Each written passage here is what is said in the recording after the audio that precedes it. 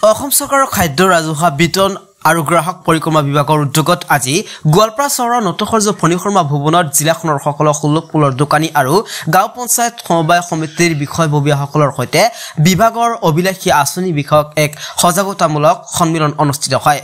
সন্মিলনত বিভাগীয় মন্ত্ৰী কৌশিক ৰায় মুখ্য অতিথি হিচাপে উপস্থিত থাকে।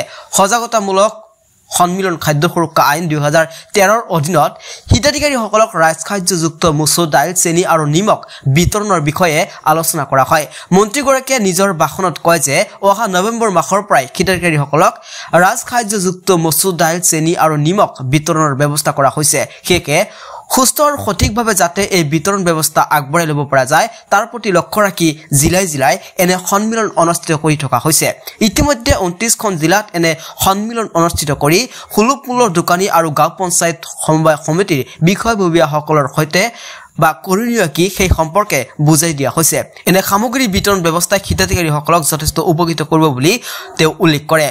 সন্মিলন খাদ্য ৰাজহুৱা বিতৰণ আৰু গ্ৰাহক পৰিক্ৰমা বিভাগৰ শীৰ্ষ বিষয়াসকলৰ লগতে জিলা আয়ুক্ত প্ৰদীপ টিমংগ উপস্থিত থাকে আজিৰ এই কাৰ্যসূচীত।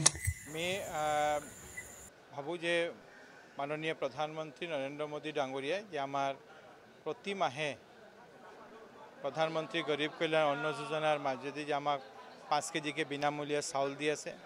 মাননীয় মুখ্যমন্ত্ৰী ডক্টৰ হিমন্ত বিশ্ব শৰ্মাই তেওঁ এই বিভাগটোক ভাল কৰিবলৈ চেষ্টা কৰি যাতে আমি ৰাইজক এই চাউলখিনি বিনামূলীয়া চাউলখিনি যাতে পৰ্যাপ্ত পৰিমাণে দিব পাৰোঁ।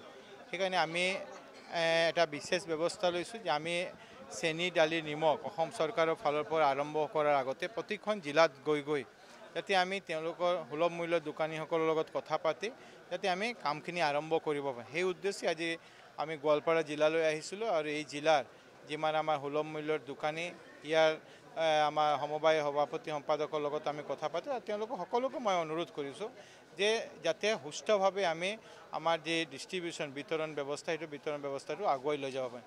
বহুত সময় ৰাইজে কয় যে আমি 100 গ্ৰাম কম চাউল পাইছোঁ, কিন্তু আজিৰ দিনত ৰাইজে এইটো উপলব্ধি কৰিব পাৰিছে যে মাননীয় মুখ্যমন্ত্ৰী ডক্টৰ হিমন্ত বিশ্ব শৰ্মা ডাঙৰীয়াৰ নেতৃত্বত এই ব্যৱস্থাটো বিতৰণ ব্যৱস্থাটো স্বচ্ছ আৰু নিকাভাৱে হৈ আছে। যাতে এই স্বচ্ছ আৰু নিকাভাৱে আমি আগুৱাই লৈ যাব পাৰোঁ সেই অনুৰোধ সকলোকে কৰিছোঁ।